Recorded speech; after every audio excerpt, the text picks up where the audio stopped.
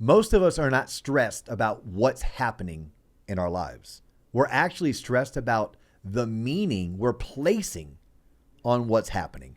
Is it happening to us or is it happening for us? For about 47 years of my life, I never truly understood the difference until I just finished reading The Four Agreements. On today's episode, the team and I are going to do a deep dive into what that book teaches and what it has meant or what it will mean to us. I don't care who you are. This episode, it's one you can't afford to miss. Check this out. Ladies and gentlemen, boys and girls, children 18 plus. You are tuned in to the Loan Officer Podcast with me, Dustin Owen, and with me from the T-Lop crew, I got Marketing Mike, I got Special K herself, our producer extraordinaire, a.k.a. Karina Mojica. What's up, y'all? What's up? Hey. Yeah, back in the saddle again. We got the A team. Yeah, this is the A team. We kicked JC out of here. Yeah.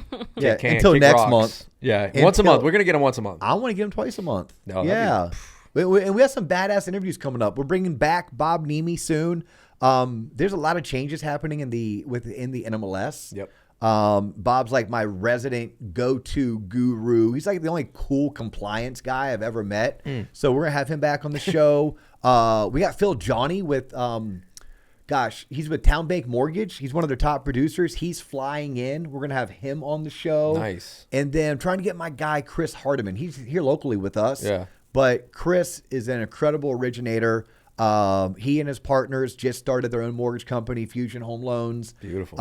And I can't wait to have Chris come on. He's just someone that more people should know. Yeah. He's cool. He's hip. He's super successful. He's on the younger side of things, meaning he's closer to your age than my age. Nice. So we definitely have some cool guests I coming saw all up. the invites. I saw all the invitations coming through. Yeah, you too. Well, here's the deal. Like, I got to let y'all know, like, if it's just us in the studio and we don't start on time, we have to push it to Friday and not Tuesday, that works. Yeah.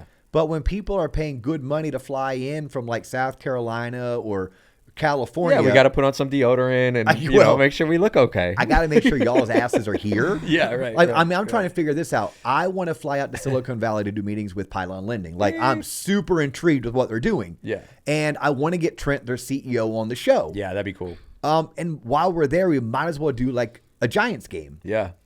But I don't work cameras and I don't work soundboards and microphones. So I need to either get your happy ass on a flight and we're going to get you Xannied up, or we're going to get some Valium in you. Yep. Maybe even a couple IPAs if needed. I know. But I need somebody who can use this equipment. I think your son should go on a free trip.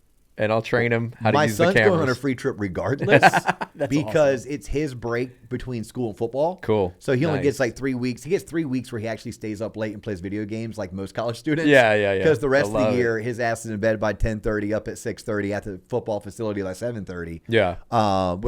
He works 36 hours a week. You were just at UWM, right? Dude. You visited those guys? Dude, yes. How was it? Look, I do want to talk about the book. Like, we are going to talk about the Four Agreements. Yeah. And the Four Agreements, I'll tell you straight up, it is a quick, easy read. Yeah. It's even a decent listen. Like, I listened to it. There's certain books I'm like, would never listen to that again. You got to read it. Traction. Do not listen to it. You got to read it. Right? Anything by Jesse Itzler, anything by Can't Hurt Me guy. You're reading it right now. Yeah, David Goggins. You can listen to that. Matthew McConaughey, you can listen to that. So this book that we're going to talk about, look, I don't care if you're a mom. I don't care if you're a grandmom. I don't care if you're a loan officer or a realtor, or you're somebody that's just struggling in life. The Four Agreements is a book for you, and you can either read it or listen to it. And it's a quick weekend read or quick weekend listen. And we're definitely going to talk about that. But yes, I got invited up to United Wholesale Mortgage, to UWM. That's awesome. And I was up there not to present. I'm not going to be able to make UWM live. Maybe next year. Yeah. Maybe next year if enough of you ask your account executive. It'd be awesome to be on the main stage and to give a 25 or 35-minute keynote at UWM Live. This year, the dates just don't work. But I flew up there to do meetings with Chris Parker and some of the executives, right? Whether it's Lee, whether it's Anthony, whether it's Joshua, like just an amazing time. And I did a site visit. Yeah. Here's one thing I can say. Like, love them, hate them, whatever. You can't deny their success. Mm-hmm. Right. You can't. I walked away. Almost a household name. Like in the mortgage industry, they like, are a household name. Yeah, but like even I know them as a consumer. Yes. Right? They were one of the they had one of the products I was offered. So Yeah, you're correct. Yeah. But I can say this. I left there not being like, oh, that's a great mortgage company. Mm-hmm. I left there saying, oh, that's a great company. Nice. That's a great company. When you look at the lives they have impacted, you have looked at the careers they've developed. I mean, so much of their workforce is not from the mortgage industry, but they brought them in and they trained them up. And, maybe that's because that's where I had my success, obviously on a much smaller scale than UWM. But yeah, man, I'm just so grateful for Chris. And honestly, I'm grateful for the relationship. Yeah. Like, I'll tell you straight up, if I were to go start a mortgage company tomorrow, there are 3 different ways I'd approach it. Okay, the first is, and I can do this, especially having partners like you and Steven, I just go buy a shell. Yeah. Right? I could go buy a shell. It's probably going to cost me between, I don't know, $2.5 to $7.5 million. I'd have to raise some money. I have to throw in some of my own cash. And we'd have our Fannie, we'd have our Freddie, we'd have some warehouse lines and some investor relationships, some technology, and we could rock and roll. Yeah. I could also call up Joe Nunziata over at Acrisure, formerly FBC, and be like, hey, bro, let's do a joint venture. Yeah. Right? So at that point, maybe I throw up $1 million. He puts up $1 million, but they already have the infrastructure. Mm-hmm. I'm just operating as one of his mini JVs. I could call my buddy Ziggy, Jason Ziegler, shout out to Zig Dog, and be like, hey, Zig, I want to get back in the game, bro. I love what you're doing. Let's blow it up. My partner's not going to come in. We're going to own 2/3. You're going to own 1/3, but we're going to be taking this thing from $100 million a year to $1 billion. Yeah. Like the light moon. Or I would just call Chris Parker over at UWM. He'd probably put me in contact with Joshua. And I would ask them to support my partners and I standing us up. If I were a part of this, I think that's the path I would like the most. You would, because you love to build. I love to build. You love to build. But or buying a shell, or option number 1. Yeah, but buying a shell is mad risky. It's mad expensive. I'll have less equity in that too. This yeah, right? Yeah, because you're Mr. Sweat Equity. Yeah. Yeah, you want to earn that equity. I know. Steven and I may want to buy it. You want to earn it. You guys will bulldog it. Yeah, but anyhow, but I mean, I don't even that's how I would do it. Yeah. And I'm not even saying I would send all my business to UWM. They'd still have to earn it. Yep. And don't get me wrong, Matt Ishbia, he would earn it. Yeah. He would do what it takes because that guy's a bulldog. Yeah. But yeah, just shout out to them. I had such an incredible experience, and just loved it. Even got to hang out with our boy JT John Tallinger with class valuation. Nice. Because he lives up there, so he and I grabbed dinner the first night. Nice. Then I went to dinner with Chris and his team the second night, and then flew home the next day. Productive trip. Yeah, totally productive. Shout out, thank you to all those people. But let's do this. Let's get into business. Do it. Karina, you're probably giving me the stink eye right now. She's sitting back in her chair, arms folded, mean mugging me. Let's take a quick pause so we can hear a quick word from today's sponsor. Right. By the way, shout out to Lower. Shout out to Lower. Yeah, Lower has been a sponsor of the show now going on 6 months. Yeah. Love representing their swag, showing the love. I still coach for Lower. I worked there for a year. I do not work there any longer. But I still support their mission. Yeah. I still love what they're doing. I love what they represent. And I love the fact that they want to be a part of TLOP, and they even bring me back twice a month to coach their Originator. So yeah, man, Dan's cool. Adam, met Adam. Dan's super great cool. Guys. Yeah, everyone over there is just nice people. But nonetheless, we're going to take a quick pause so we can hear from today's show sponsor. Check this out. Y'all, something big is happening at Lower Mortgage. And if you're paying attention to this industry, you've probably noticed. In just the last month alone, Lower has added some serious horsepower. We're talking top producers representing over $350 million in volume. These aren't rookies kicking tires. These are heavy hitters who've done their homework and made the move. That should tell you something. On top of that, Lower just acquired Movoto, a top 5 real estate portal with over 150 visitors just last year. Before that, they brought in Neat Labs, and now they're launching Lower OS, a next-gen mortgage platform that's cutting loan delivery times down to 10 days. This isn't a company standing still. Lower doubled their volume last year, and they're projecting another 40 to 50% growth this year. The best in the business are taking notice, and they're voting with their feet. Here's the reality. The companies that are going to win in this market are the ones investing in technology, building real infrastructure, and competing at scale. Lower is doing all of that. They're going head to head with the rockets of the world, and they're built for originators, not against them. If you're a producer who wants to be a part of something that's actually going somewhere, not just surviving, but growing, this is the moment. Lower Mortgage, the momentum is real. And we're back. So we're talking about the book, The Four Agreements. Karina, you said you're reading it right now? I started reading it, but I didn't finish. But I didn't get too far, honestly. I just started it when I was like at the gym or something. What, like chapter 2? Probably. Were you reading it or listening to it? Reading. I You're have reading. the book. Oh, you're reading. Okay. Wow. My friend got it for me. They taught that in Deltona High School. What? Reading. Barely. Are you trying to play? I'm kidding. But you said you haven't read it. No, and I'm a big book guy, so I feel left out. And you're a pretty religious person FOMO. too, Yeah. right? Like, this is definitely more on the spiritual side of things. Yeah, I will give it a quick read this weekend. Yeah, like this book and Untethered Soul are probably the closest you'll get me to like truly being religious or Who's spiritual. the author again? Ooh, it's a guy with 3 names. It's a guy with 3 names. Italian. He's not Italian. I think he's from Can you South look it up, America. Karina? Yeah, maybe the author will ring a bell. Yeah. It's a very Don Miguel Ruiz. Nope. There you Okay, go. cool. Yeah. Got it. Told you had 3 names. Yeah. But yeah, and I think he had a co-author as well. Yeah. And I'm sure they're coming from the psychology side of things in general, or maybe even like theology side of things. But you know, it's essentially when you think about the 4 agreements, the very first one they're going to teach you is be impeccable with your word. Okay. You're like, okay, cool, duh. Yeah. Right? Like, do what you say you're going to do. Yeah. Right? Over deliver, under promise, all of that. But what's interesting, it's be impeccable with your word to yourself. To yourself. That negative self-talk. Right? Like, what are you putting out into the universe? This kind of creeped me out. Like, not going to lie, you got to get through the first couple chapters. Because in the beginning, I was like, ooh, this may be too frou-frou-y. This may be a little bit too out there for me.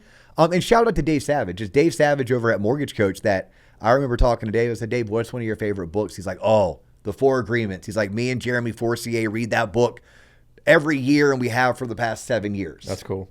And I'll talk to Dave on Sunday because Dave's going to help us support and sponsor the T-Lop Unite Caribbean Takeover event that we're going to do. And so I was talking to him on Sunday about the book. He's like, dude, it's totally cool if you didn't like it. I'm like, no, I did like it. Like, I go, You just didn't like the first very intro. Yeah. I like go, the beginning. I liked it so much that I'm actually going to turn it into a podcast episode. Yeah. Because I want to introduce more people to it. Yeah.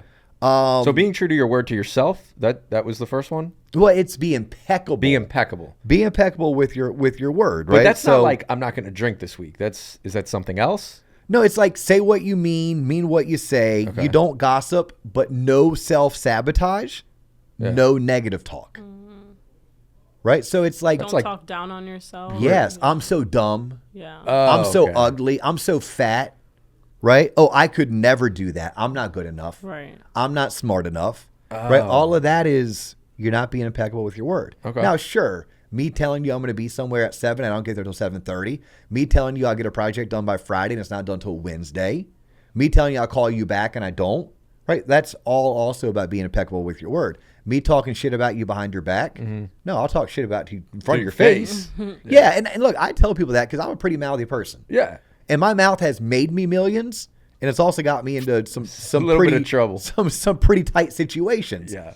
And every time it got me into a tight situation, it only forced me to get stronger and better. Yeah. But I will promise you this: you will not catch me saying something that I'm not willing to say in front of you. Right. I might not want to say it in front of you. Yeah. But if you called me out, I'm like, yeah, I'm going to own that. Yeah. Right. I'm going to own that. But like when the author gets into being impeccable with your word, it's not just about don't gossip.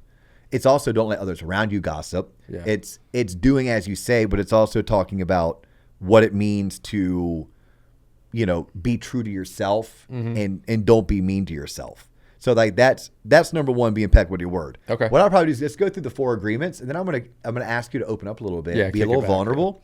And audience, you all at home, when the 3 of us start playing along and we start opening up and being vulnerable, I want you to answer this. Answer it out loud if you're by yourself or quietly if you're around others. But like, think about what this means to you and where you can improve on it. Number 2 is don't take anything personally. Like, don't take anything personally. Like, what other people say and do is a reflection of them, not you. Oof, that's a hard one though. Like, let me say that again. What other people say and do is a reflection of them, not you. Right? Like, if I go out and I get drunk and obnoxious and rowdy, that's not on my wife. Mm-hmm. Right? That's a reflection of me. Right? It's not a reflection of her. Yet the natural thing would be like, oh my God, I married that moron. Mm-hmm. Now the good news for her, everyone else is having a great time. Yeah. I tend to be fun in that type of environment. I'm not mean. I'm not hateful. Yeah. But like, to me, it's like, don't take anything too personally. It's also, if you stop taking things personally, you will remove a massive emotional burden. Now, Well, I could see that. yes. For Yeah. sure. Yeah. But like in sales, we teach some will, some won't. Who cares? Move on. Yeah. That's my quick and easy way of saying, like, don't take it personal. Yeah. Mel Robbins has a whole entire book called Let Them. Yep. She has a whole movement called Let Them. I read half of it. Yeah. I think I listened to that one. It was good. That was a book you can listen to. It was good. It was repetitive. Yeah. but That it was good. one a lot of them are. Yeah. There's so many 300-page books. I'm like, dude, you could have made this 120 pages. Yeah, 100%. I felt that way with Traction, honestly. Yeah. Like the Gino Wickman Traction book. Well, like, that's why you got to follow it up with EOS. What the heck is EOS? What the heck is EOS? But yeah, so number 2 is don't take anything personal. I loved this about the book. Mm-hmm. You just said how you felt like Mel Robbins' Let Them was like repetitive. Yeah. The one good thing that you'll find about the 4 agreements, not repetitive at all. Cool. Like even the chapter on number 3, right? There's 4 agreements. We talked about 1 and 2. Number 3, don't make assumptions. Bro, that chapter is about 4 pages long. Yeah. It's like, what else can I tell you about don't make assumptions? Yeah. But it's don't make assumptions about others. Don't make assumptions about yourself. Right. Right? It's like, don't make assumptions. Most conflict comes from stories we create in our head. Instead, ask questions, get clarity, and stop guessing. Yeah. I mean, you may be raised in a similar household, Karina. Like, did your dad ever say, you know what happens when you assume? You make an ass out of you and me. I've heard that before. Yeah. Like, ASSUME, right? Yeah. You make an ass out of you and me. Yeah. Okay. Yeah. You see where that's a play on see. words. Yeah. But whenever you make an assumption, whenever you assume, you're just making an ass out of both of us. Right? So it's like, and it's small things. Yeah. It's me communicating to our media team about something I want posted on social. If I assume they know what I'm talking about, can I really get mad at them when they don't do it my way? Yeah, if I get mad at them, and they assumed that they knew what I wanted, but they didn't ask for clarity or questions. Yeah. Right? Like a lot of things can be prevented if we just don't assume things. I made this mistake, and it was the book, The Subtle Art of Not Giving an F. I think it's Mark Madsen is the author of that. Decent book, by the way. Okay. And I used to have to be, and still am because it's a natural, so it's unnatural for me to not be this way, but I'm trying to. If I'm in a room, let's say it's a gathering, it's some kind of a networking event or a party, I want to be the most liked. I want to be the funniest. I want to be, and Mark Madsen, in his book, The Startup Not Giving an F, is basically kind of pulling from, number 3 on, these 4 pillars that we're discussing about making assumptions. Like, dude, you're making so many assumptions. Yeah. He's like, you got people coming in and out of the room, for one. So it's like 2 people enter, 2 people exit. The room has changed. The dynamics have changed. The rules of the game have changed. You are one person who has one style, right? Like whether it's the style that clothing I wear, the style that I speak, the style of my humor, the style of my interest. You trying to be the most liked or the funniest when you don't know what those, you're making a massive assumption you're always going to be a loser. Yeah. It's like the subtle art of not giving an F. It was less about, don't give an F. It's like give an F about the right things and the things that you can control. And so in the 4 agreements, number 3 is don't make assumptions about others. Also, don't make assumptions about yourself. Yeah. Which I think plays into that. Like a lot of times on the don't make assumptions, you can even look at like the first agreement, be impeccable with your word. Yeah. And then number 4, it's going to sound a little cliche. It's going to sound a little bit like parent to child. Always do your best. right? Always Oh, boy. do your best. Your All right, best I'm out, dog. I'm not Yeah. reading this. No, I'm kidding. your best will change day to day. Yeah. The goal isn't perfection. Yeah. It's consistency, right? It's Right. effort. Watch this, without judgment. Yeah. So- That's how I've always won. Consistency. Putting the best effort in on everything. I think my mom used to tell me, even if you're cleaning up elephant shit, you know, or you're a big banker, you know what I mean? Like, do your best at what you're doing, period. Yeah. Be the best. That's one thing we can do. We can show up. Yep. We can control our attitude and our effort. Yeah. Right? Attitude and one. effort. I can't control my aptitude. I mean, I can, but not drastically. Yeah. But meaning, whatever my IQ is, whatever my brain power is, like some of us were given a lot more than others. Some of us were given less. Yeah. But hopefully we have other characteristics that can balance us out. This is a quote that I wrote down that I felt like, you know what? Let's share this with the audience. And the quote was, what if most of the stress, frustration, and bad decisions in our lives aren't coming from outside, but from a few internal rules we've been living by without even realizing it? So the part of the real. book, what's Heavy. that? I just said it's so real. It's heavy. Yeah, it is heavy. But like the beginning of the book that you may have to like power through, where he almost lost me, was like he gets into the, like, we dream, but even when we're awake. That's where I was at. dream. That's why I think that's why I kind of were just like, it's a no for stopped. me, dog? Yeah, I'm Yeah. like, Yeah. where are we getting to the point here? You got to power through. Yeah, I You do. got to power through that point. But it's like, what if most of the stress, frustration, and bad decisions in our lives aren't coming from outside, but from a few internal rules we've been living by without even realizing it?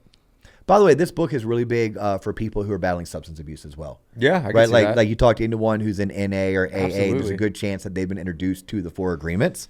So let's do this. I grabbed 4 questions based on the book. I don't care if you've read it or not read it. This goes to the audience at home. I want y'all to play along. We're gonna have a little bit fun. This is this is a fun. different approach to TLOP than we typically take. But cool. I love it. Bring some diversity to our content. What is something you used to take personally that you've learned to let go?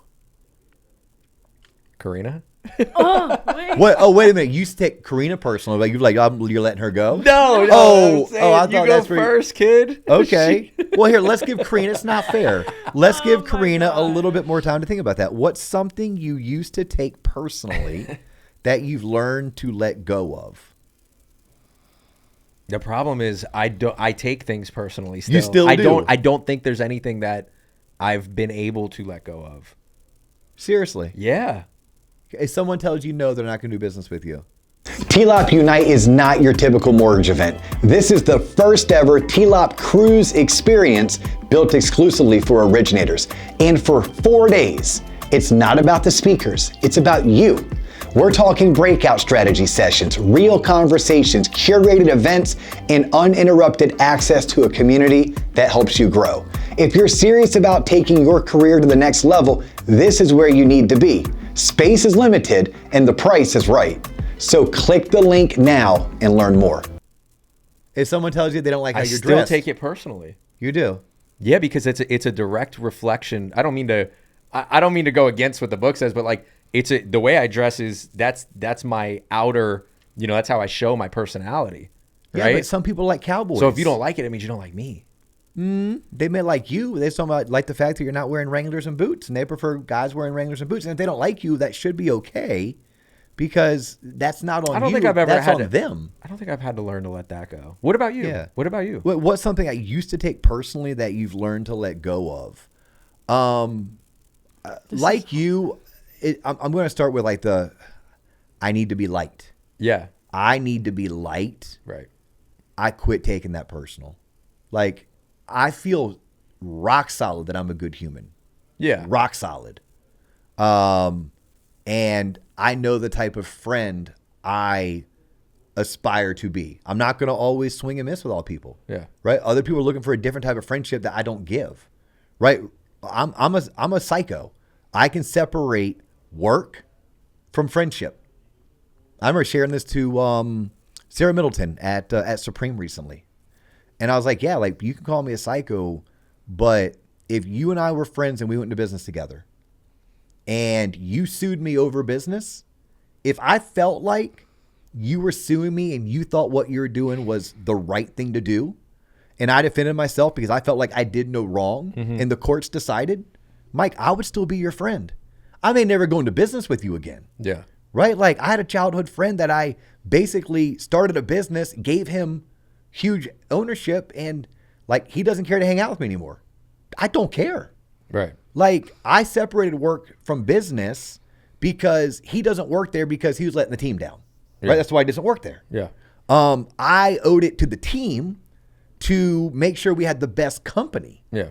I didn't owe it to him to drive the company into the ground because of a friendship. I have one. Right? So like, okay, so now you have one. Now. Yeah. So like when I look at this and I'm like, okay, what's the one thing, sorry, I just lost my notes from keeping on your phone. What's something you used to take personally? I used to take personally that someone's like, well, that's how you're going to be. I don't want to hang out with you. And I'm like, yeah, cool. But I'm good with where I am. That's you. If that's how you speak, if that's the music you listen to, if that's what you're into, yeah, it took me a while to be like, yeah, I am me. He is him. It doesn't mean I'm not trying to improve. It doesn't mean that I don't want to be better. It doesn't mean that I don't understand my flaws and that they're not being addressed or worked on. But that's number one in the book, right? But number one is be impeccable with your word. Yeah, right? To yourself. And that's you. You're unapologetically Dustin Owen, so now it doesn't bother you when someone doesn't like way easier Dustin at 47. Owen. It was harder at 42. It was impossible at 37. At 27, I would have told you you're effing crazy. Yeah. If you thought I was going to operate that way. Yeah. Yeah. Interesting. Yeah. Have you found one yet, Karina? I think mine is pretty much similar to yours, just in the way that people, I feel like always say that I'm really blunt and say things how it is, and I don't really care. And right. I don't. You just say it. I just say what needs to be said, and I that's say your what's truth. on my mind. Exactly. It's just how I feel, and I shouldn't. So you've always done well anybody. with that, like from a young age. Yeah, I think my dad. I feel like my dad has always taught me, like, if this person doesn't like you, then who cares? They're not your friend. Like, yeah, right. Or they're just like, there's a match for everyone, you know. Like, they can be a friend for someone else. So yeah, I feel like I just don't really care who likes me and who doesn't. Like, I kind of just go on about my day. Yeah. Now, by the way, in that whole like lawsuit analogy, my wife, she'll cut your ass. You're done. You're done. Wait, right? Nice. For what? Like I use this analogy, like literally I could be somebody's friend. We could be in business together. And if that business kind of went sideways and something transpired and one individual felt like they needed to get attorneys involved and we had to take it to court in order to settle it. Michelle's out. Yeah. She's done. That's a she no for me, dog. She puts a hit on you. That's a no for. I'm like, well, wait a minute. And I just start asking, what was the rationale behind this? Yeah. Like, is he still trying to be a good human, but he feels like he was wronged? Do you think Michelle's like, that's more ego for her? I don't know. That's why she's out? Because it's like an I don't ego know. thing? Yeah, it's just like, look, that's, and I don't try to change her. Yeah. Like, cool, that's how you want to be. Awesome. Right? And it's just not how I am. Yeah. Let's go to number 2. Yeah, let's do it. Where in your life or business have assumptions cost you? I have a really easy, good one. It's kind of funny too. All right, start it Go off. ahead. All right. Unless you want me to No, start. and I'll be vulnerable. Yeah. So when I had the idea that we were going to go all in on shaping the future of mortgage lending, right? So this show was probably 3 years old. We had just had our first year of getting 1 million downloads. JC and I were finally starting to get like real fans, like people reaching out to us like, dude, you changed my life. Oh my God, you're so funny. Not to me to JC on that one. But it's like, you're the reason why I'm in this industry. Last year I made the most income I've ever made. Like, we were getting that type of feedback. I remember I was training for my first 70.3 Ironman. Nice. And I was in the pool, which like I'm in training right now. I have 165 days to get ready for a full Ironman in Portugal. So that means like 9 days a week I'm training. Lots of time spent underwater, usually without headphones, although I just bought some shocks. So maybe I'll start listening to some podcasts while I'm swimming. But back then I didn't. That's cool. And I had this kind of epiphany. Here's how we can support the industry. It was the business of TLOP. The business that you have now come into is where it came from. But here's where I made a massive assumption. I'm like, we have all these followers on Instagram, all these subscribers on YouTube, all these people tuning in on Spotify and Apple. They're going out of their way and they're telling us what they mean to us. And JC would say, like, dude, I worked at EA Sports. We had games like Madden and PGA and NBA Live. We would have paid hundreds of thousands of dollars to get this type of organic love. Mm-hmm. He's like, it's so odd this tiny little podcast is getting this much love. So when we launched the first version of T-Lop's Originator coaching, it wasn't called that back in the day. I just assumed everybody would want it. Yeah. Everybody would be lining up, by the way, to pay us $9.99 a month, $9.99, or $24.99 a month. Yeah. $24. Like, I'm like, no. That was a big fat assumption I made in business. Yep. Where I didn't have experience. I didn't hire a consultant. I didn't have market data. I didn't hire a marketing expert like you, Mike. And it was getting slapped in the face with a dose of reality that people still need to be invited. They still need to be led. You still need someone that's going to convert, and they still have to see the value. Just because they love you doesn't mean they're necessarily going to buy from you. Mm-hmm. So that was like a big assumption that stands out when I kind of read the second rule of the 4 agreements. Yeah. Solid. How about on y'all's end? Anything assumption related where it's like, don't make assumption? Maybe you made an assumption about somebody and you later realize, oh, wait a minute, they're not who I thought they were. And maybe I should have given them a little bit more. Yeah. I mean, like for me, it's just been a broad one, right? There's nothing specific, but like I've gone into business with people, right? And I've assumed that they're going to be just as excited about this project as me. The vodka in particular. I had somebody that went in with me and like, you know, they were responsible for sales, period. I was responsible for marketing, branding, packaging, and everything else. And it was like, you need to do your part and get the sales, and they didn't. And the agreement was they were going to get ownership contingent on their effort. And they just didn't put in the effort. And I assumed, you know, from the beginning that they would. And we'd have this huge vodka brand and we were going to blow up overnight, and obviously a terrible assumption. So it's super broad. I mean, we've assumed things about people in the past where, you know, maybe they're mad at me because of X, but it ended up being Y, right? And then you end up looking like a jackass, you know, when you're aggressive towards them, right? Dude, the number of people that assume I'm a certain way because I'm white, because I'm male, because I'm in banking, because, you know, I dress more conservative, then they get to meet me and they're like, huh? No. Wait, say that again? I'm like, yeah, what did you think you were getting? Yeah. Right? But it's like, oh, well, I fit a certain type.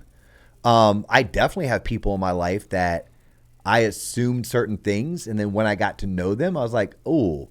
And by the way, I assumed certain things. In surface level, it was a little bit spot on. Yeah. But as I dug deeper and allowed myself to get to know the human behind it, and I understood maybe why some of those exterior facades were the way they were much easier to look past once I gave them a chance.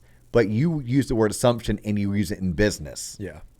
I have made this business mistake, and I'll never, ever, ever, ever, ever do it again by making a big fat assumption. Yeah. And as a manager, I failed for a decade making assumptions. Yeah. So I'm going to give you both. The decade of mistakes I made as a manager or as a leader, I assumed everybody prioritized success in the same way that I do. Yeah. That's a great Success to me was about being the top at something. Success to me is about making the most money. Yep. Not everyone looks at success that way.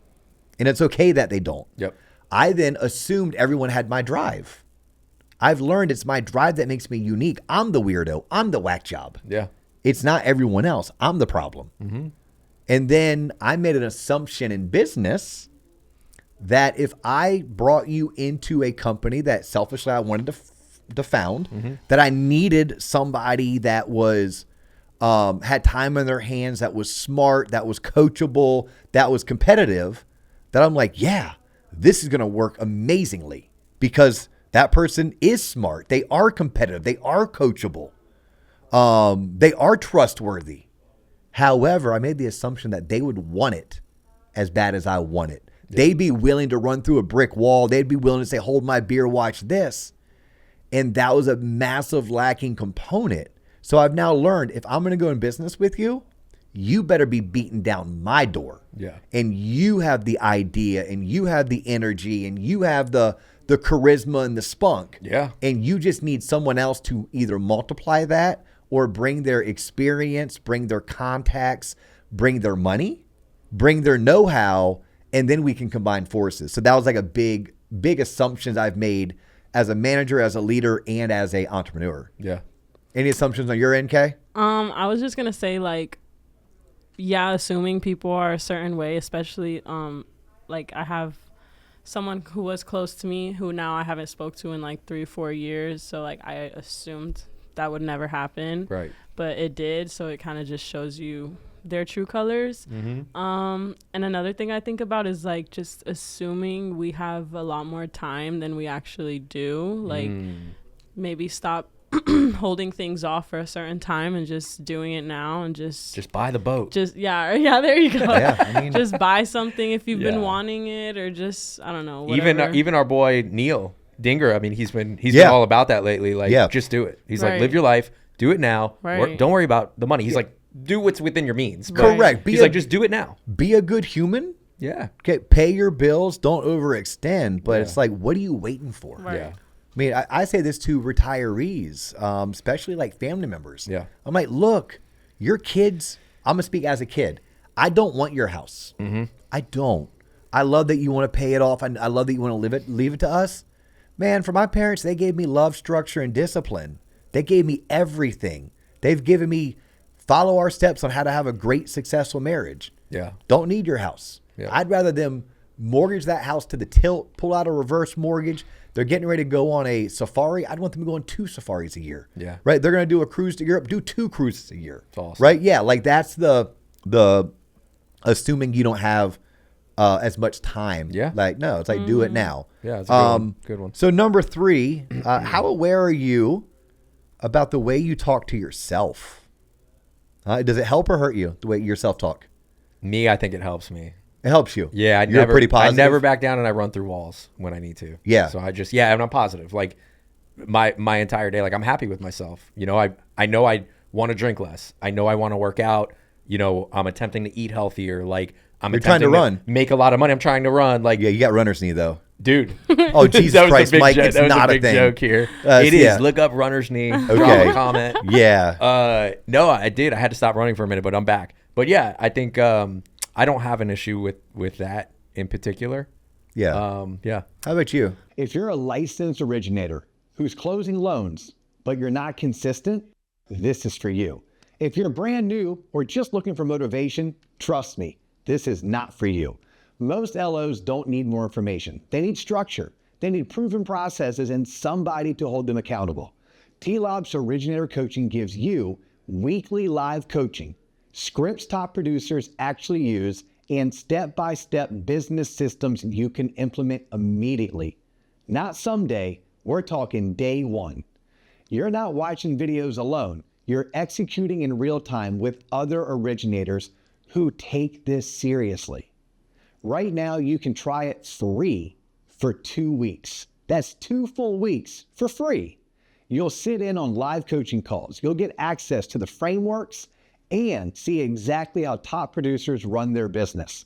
If it creates clarity, if it creates momentum, or even if it puts wins on the board, you keep going. If it doesn't, no worries, you can cancel. No pressure at all. Click the link, start the 2-week trial, and finally, build this like a business, not a side hustle. I feel like I do struggle a little bit, but it's hard because like it's not all the time. Like sometimes I am content, but then it's like I always strive for more. So it's like I'm not satisfied, and then I get satisfied, and then I want more. So it's like, well, and I would worry about your generation. I mean, your age, grew up on technology, grew up on social media. Yeah. You're constantly comparing yourself to other people. Yeah, and I used to say, to say that was a I felt bad for the women over the men, but anymore, I mean, boys have it. It's meant to. Well, especially young men your age, right? In their 20s, because of the social factor that, you know, you make up in your mind this unrealistic world. That's what the book talks about, is unrealistic world. This is the dream part. You're dreaming that something doesn't exist. Yet we get angry with ourselves because we didn't do it. Right. Yeah. Right? Like I'm mad that I can't run fast. I'm mad that I can't sing well. Like what? I'm mad that I'm pasty pale. And by the way, my whole life I grew up like oh, I wish I wasn't so pasty pale. Why can't I grow hair like him? Why can't I have skin like him? Right? Yeah. But it's nothing that I could ever like totally do. So I'm happy to hear on your side, Karina, that it doesn't sound like you have too much negative self-talk. Right. Right? Because that's like how aware are you of the way that you talk to yourself, and is it helping or hurting you? I think I'm pretty bipolar when it comes to this. I know where you're gonna go. Yeah. I think I'm pretty bipolar. I think my natural is to have envy. My natural is to compare, not just compare myself to others. Yeah. Compare myself to the best version of multiple people, and then I make them into one person. Like literally. Yeah. I've done this my whole life. Like I'll look at people, classmates, peers that I admire. They have one or two great qualities, but I take one or two from her and one or two from you and one or two from this person. And there's a super and then person then I'm like, why am I not that person? Yeah. Why am I not fast like him? I can sing like her. I can dance like him and be funny like this. I mean, it's like, so then I overcompensate, and then I start telling myself, well, you're good at this. You're good at that. And it's like this constant polar. I've heard you do this out loud. Like, have you really? Yeah. I've been there before. We've had some of our morning chats. They're always productive. But like, I've heard you feel like you fell short here, but then gas yourself back up over here. And I'm like, I mean, it's a real thing. It is a real thing. And I don't have a solution and for me, it. I'm like, dude, you're Dustin. Like, no way. Like, I don't even know why you would sell yourself short on some of those. Here's what I think we all need. Yeah. We all need to see ourselves from other people's eyes. Yeah. If you were able to see yourself through our lens, right, and you multiply that by 100 lenses, there would be no negative self-talk. Yeah. Like, especially if we eliminated the bottom 20 and the top 20, right, and we stuck to the middle 60. Yeah. You would look at that and you wouldn't have to gas yourself up. Yeah. Right? Because you would be able to look at that, know exactly how other people see you, and be like, that's real life. Well, they say that, metaphysically, like, not to get too far out there, but they say that we have millions of versions of us that exist, right? Because your version of yourself is yours in your head, but there's a version of Dustin that I know, and there's a version of Dustin that's not the same as mine. That's Karina's version of Dustin. So you exist in so many different ways. It's impossible to control, right, the way that people are perceiving you. Yeah. So just be you, and I think that's where you're going with it. Yeah, 100%. I think it's where the book went with. Like, do you read the 4 agreements, and this is what it's pushing us to do. But it's hard to do. So last question: what does doing your best actually look like right now? Like, like for you, Karina Mojica, like, what does doing your best look like? If we're really just talking, waking up, going to the gym. Is that your order? Work. You wake up first, gym second? Yes. Okay. Wake up, go to the gym at like 6 a.m. What does the gym do for you? I want to look better. You want to look so better. It's vanity. Yeah. Vanity, I want to feel better too for like when I'm older. Like, look better, feel better, get stronger. Yeah. I mean, for most of us, it's vanity. Like, I'm not going to hate on someone for doing vanity, but the science says, no, we exercise because we're more creative. We exercise because we have more energy. We exercise because it calms us. Right? Too. Like, correct. Like it's like a therapy. Feel good. Yes, you feel good, and yes, if you happen to have a healthier heart, healthier lungs, and you can lose a couple of lbs, awesome. Yeah. Right, but okay. So just being consistent every day, gym, work. I don't know, eating as much as I need to eat. Just doing that 1% every day. Hey, Atomic Habits. Yeah. Nice. Yeah. How about you, Mike? What does doing your best actually look like for you? I think for me, it's just not overcomplicating things. Number one, right? Not overcomplicating my life, and balancing my life. So like giving the same amount of time to my wife and kids as I do for business, which is, as you know, almost impossible. Giving the same amount of time for business and my wife and kids as I do to my health. So now I'm like, I'm 35, but I'm more conscious of my insides.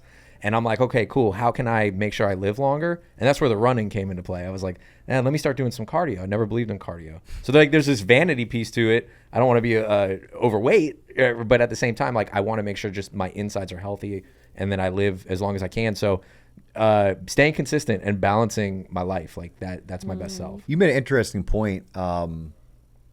You mentioned you want to give your wife and kids as much time as you do work. And it's hard. It's almost impossible. I almost want to let you off the hook a little bit. Can you give your wife and kids as much quality time? Yeah. Because when you're running businesses, there's certain things that you have to do that are time consuming. Right. It's not quality time. Right. Right. And quite honestly, your daughter wants to be in the pool with her friends. Your son wants to be playing video games with his friends.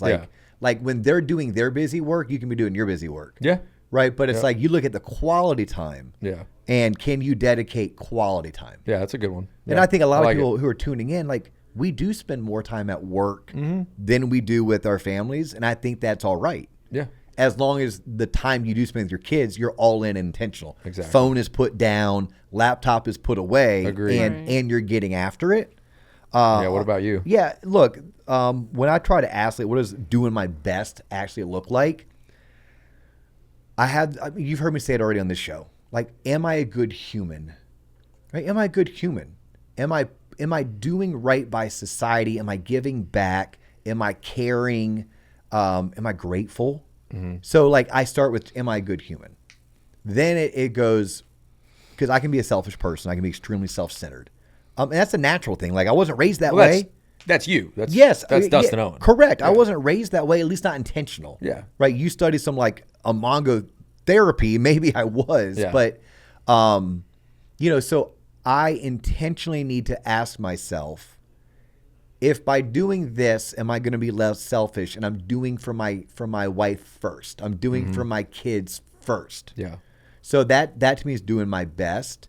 It's the small things, kind of like what Karina said. Like, I am at my best when I am up between 4:45 and 5:30. I'm at my best when I'm getting a great workout in the morning. I'm at my best when I'm at my desk by 5:30. Yeah. I am at my best when I'm drinking alcohol minimally. Yep. I'm at my best when I'm reading 10 pages every single night. Mm-hmm. Like, that's when I'm at my best. Everything else falls in line. It's easier for me to be less selfish. Mm-hmm. It's easier for me to put others first. It's easier for me to be more altruistic when those things are going. Yeah. But also being my best is not having unrealistic expectations. I am such a gap guy. I live in the gap versus the gain. That was monumental for me when I learned the gap gain theory. Yep. So I have to then give myself that opportunity. Yeah. Right. So I think that's where we are. Well so let's do this for the fans and the listeners and the viewers sitting at home playing along. I want you to listen to those 4 questions, right? Listen to them, and then I want you to answer them. And more importantly, bring them to your family, bring them to your team, and digest. And look, the book, once you can get past the frou-frou part, it's an easy read. It's probably not going to blow your hair off, right? It's not going to be like, oh my God. But it's something that's going to sit with you and it's going to make you think, so much so that we turn an entire episode into it. Right. So that's our ask of you. Our second ask, if you like content like this, make sure you're sharing. Sharing is caring. If you're listening on Spotify or Apple, give us a 5-star review. That tells the algorithm to tell more people that this content doesn't suck and they should tune in. If you're watching us on YouTube, I thank you from the bottom of my heart. Make sure you give us a subscribe. And lastly, for our mortgage friends tuning in, you made it this far, we are doing a cool-ass event this September, and we want you to be a part of it. It's called the TLOP Unite Caribbean Takeover. It's a mortgage sales conference unlike anything you've ever done because it's an experience. We're heading to the Bahamas, and we want you to join us. It's super affordable. It's going to be super fun. And for the first time, you're going to go somewhere where it's about you, not about the speakers on stage. But cabins are limited, so you got to act now and reserve your room. Go to our website, tloponline.com, and click on TLOP Unite. I'm Dustin Owen, she's Karina Mojica, and he's Marketing Mike. You've just tuned in to Loan Officer Podcast. That's all the time we have for you today, but we look forward to catching you on the next episode. Peace.